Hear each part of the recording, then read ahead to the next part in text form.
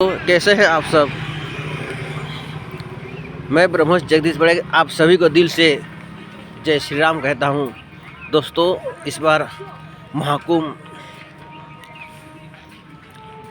जो जोर से चल रहा है, वहाँ पर करोड़ों लोग आ रहे हैं और स्नान कर रहे हैं, पूजा पाठ भजन कीर्तन करके जा रहे हैं। साधु सन्यासी, लाखों साधु सन्यासी आ रहे हैं। बहुत से लोगों ने उनसे प्रभावित होकर के खुद भी साधु सन्यासी बनने की राह पर चल रहे हैं। ये बहुत ही अच्छी बात है। सनातन संस्कृति ही सबसे पुराना संस्कृति है, उसे अपनाना चाहिए। जी हाँ दोस्तों, सनातन धर्म के हर त्यौहार में वैज्ञानिक कारण है। दोस्तों, 12 साल में ही महाकुंभ क्यों होता है, इसका कारण आप जानते हैं? नहीं ना?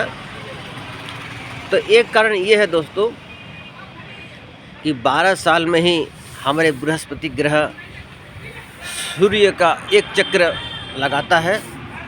ये सब साधु सन्यासी लोग वेद धर्म ग्रंथों में तपस्या करके पहले ही जान लिए थे। दोस्तों, जब अंग्रेज़ों ने यहाँ आए उसके बाद ही उन लोगों ने बहुत सा चीज़ आविष्कार किया। पहले तो लोग कुछ भी आविष्कार नहीं किए थे। जबकि सूर्य की दूरी उन लोगों ने कितना मुश्किल से निकाल पाया, जबकि हमारे हनुमान चालीसा में ही सूर्य और धरती का दूरी का उल्लेख है। रामचरितमानस में ही बहुत से ऐसी चीज़ है। भगवद गीता में भी बहुत से ऐसी चीज़ है। एटम बम बनाने वाला वैज्ञानिक भी भगवद गीता से ही उनको आइडिया आया। वो लोग रिसर्च किए, हालांकि हम लोग उतना ध्यान नहीं दिए। पर ये भी ये है कि रामायण काल में पुष्पक विमान था। दोस्तों, जब पूरी दुनिया यूरोप अमेरिका के लोग जब नंगा घूम रहे थे, क्या सोचिए कि पत्थर युग में जी रहे थे। उस टाइम भारतवर्ष में हर जगह गुरुकुल के माध्यम से पढ़ाई चल रहा था। नालंदा विश्वविद्यालय एक ऐसा विश्वविद्यालय है जिसमें विदेश से आते थे पढ़ने लिखने। तो दोस्तों, बात मैं कर रहा हूँ महाकुंभ का। जी हाँ, बहुत से साधु सन्यासी आए, उनके वीडियो भी वायरल हो रहे हैं। पर महाकुंभ में मोनालिसा का भी वीडियो जो वायरल हो रहा है वो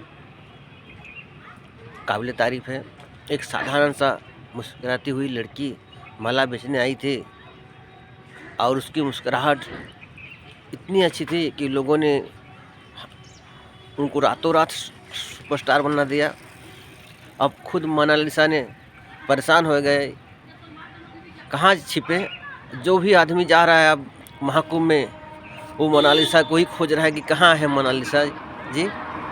जिनका एक तस्वीर लेने के लिए वो लोग व्याकुल हैं। अच्छी बात है, पर किसी को परेशानी मत कीजिए। मैं देख रहा था आज मोनालिसा के भी किसी साधु के कैंप में चले जा रहे हैं, कभी वो कपड़े पहन ढंग के जा रहे हैं। सुना है कि वो उसने किसी का मोबाइल भी तोड़ दिया है। और अब तो ये भी सुन रहा हूँ कि मोनालिसा जी अपनी खूबसूरती से इतने परेशान हो गए हैं कि वो अब महाकुंभ से अब अपने घर चले गए हैं।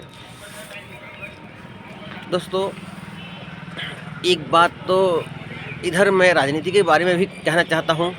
आज मैं अपने मन की बात कर रहा हूँ दोस्तों। जी हाँ, जिसे मोदी जी कहते हैं ना, मन की बात। ऐसे आरएसएस के कार्यकर्ता मैं भी हूँ और मैं भी भाजपा का सदस्य हूँ,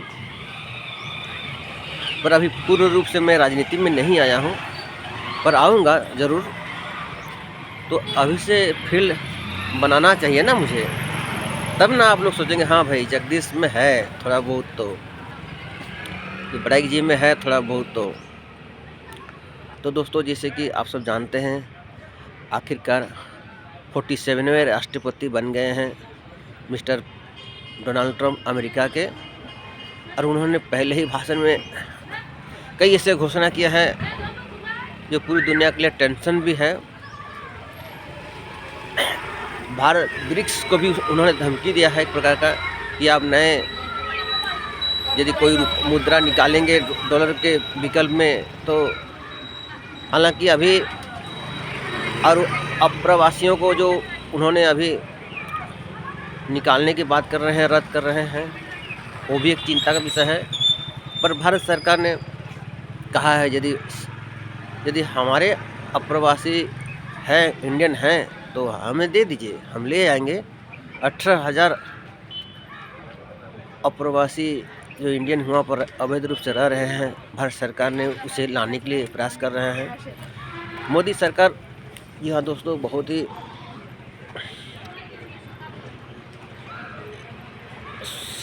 समझदारी सरकार है। कोई भी प्रतिक्रिया वो अचानक नहीं देते हैं। अभी डोनाल्ड ट्रंप का अभी कार्यकाल अभी शुरुआत हुआ है, अभी देखते जाइए आगे आगे होता है क्या। वैसे भी अमेरिका किसी का सगा नहीं होता दोस्तों, वो हमेशा भारत को अपने फ़ायदे के लिए ही इस्तेमाल करता है। पर डोनाल्ड ट्रंप के समय में पहले जब वो थे तो उस टाइम में भारत और अमेरिका की नज़दीकियाँ बढ़ी थी। पर एक कड़ी हुई सच्चाई ये है दोस्तों, अमेरिका चाहे हम लोग का नज़दीक कितना भी क्यों ना आए, हम रूस को तो नहीं छोड़ सकते, और इसराइल को और जापान को भी। जी हाँ दोस्तों, हमारे कुछ मित्र देश हैं जिसे हम उनको चाह कर भी नहीं छोड़ सकते। भारत चाह कर भी कुछ देशों पर हमला भी नहीं कर सकता। जी हाँ दोस्तों, उसमें से एक है नेपाल, भूटान, बांग्लादेश। इन देशों पर भारत चाह कर भी हमला नहीं कर सकता, क्योंकि वहाँ पर भी हमारे ही लोग रहते हैं। बेशक उन्होंने मजहब बदला है, पर भारतीय लोगों का मानना है कि ये अखंड भारत का हिस्सा थे। हालांकि पाकिस्तान ने हमेशा बदमाशी शुरुआत से कर रहा है, फिर भी भारत ने अभी उन पर डायरेक्ट हमला नहीं कर रहा है, क्योंकि इन्हें हथियार से क्यों मारा जाए। जब भारत को उनको मारना ही पड़ेगा तो उनका हुक्का पानी ही पूरी तरह से 100% बंद कर देने से ये लोग अपने आप सुधर जाएंगे दोस्तों। पड़ोसियों के साथ टेंशन भारत का कभी नहीं मिटेगा। आप देखिए ना, आपके पड़ोसी लोग क्या आपसे जलते नहीं? आपके तरक्की पर आप पर टिप्पणी नहीं करते हैं? ऐसे ही हाल होएगा भारत के जितने भी पड़ोसी हैं, चाहे वो चाइना हो, पाकिस्तान हो, बांग्लादेश हो, श्रीलंका हो, नेपाल हो, भूटान हो। कभी तनाव उतार चढ़ाव होते ही रहेगा रिश्ता। पर यह भी है कि हद यदि कोई पार करेंगे कोई पड़ोसी, तो उसे सबक सिखाया जाएगा।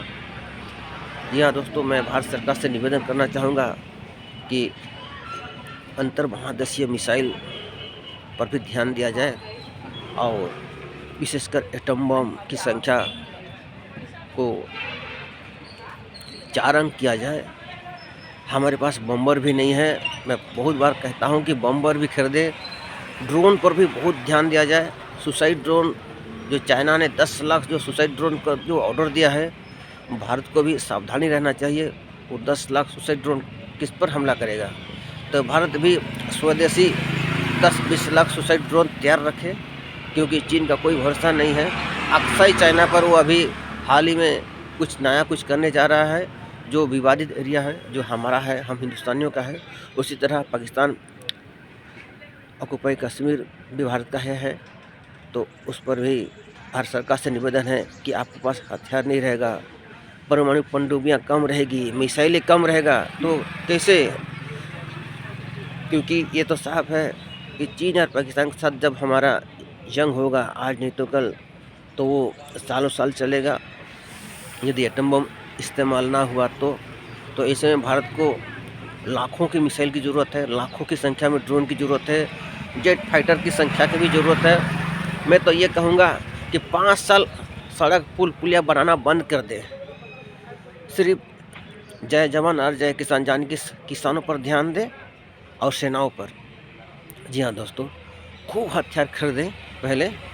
जब तक हम लोग सामरिक रूप से शक्तिशाली नहीं होंगे, तो अब लाखों विकास कर लीजिए, दुश्मन हमें तबाह कर देगा। इसलिए हमारे पास हथियार बहुत ज़रूरी है। हमने 5 साल भाड़ में जाए विकास, केवल हथियार खरीदे और किसानों को सब्सिडी दें चाष-वास करने की, उनको 2 ही चीज़ पर ध्यान दिया जाए, जय किसान, जय जवान। उसके बाद बाकी टाइम में दूसरे विषय पर ध्यान दिया जाना चाहिए। धीरे-धीरे हर चीज़ होगा दोस्तों। भारत के दुश्मनों की संख्या बढ़ भी रहा है, ये भी एक सोचने वाली बात है। इसलिए भारत को सामरिक रूप से शक्तिशाली होना ही पड़ेगा, तभी दुनिया डरेंगे। आज उत्तर कोरिया छोटा सा देश है, पर अमेरिका भी उसके सामने झुक जाता है, क्यों? इसलिए मैं यही कहूँगा कि भारत को भी सुपर पावर बनना है। तीनों तरफ से पानी से हम लोग घिरे हुए हैं, इसलिए नेवी को नंबर 1 किया जाए। यदि परमाणु पनडुब्बियों की संख्या और घातक ड्रोन भारत सरकार अपनी सेना में शामिल करे, यही शुभ अवसर है, समय है। जय हिंद दोस्तों।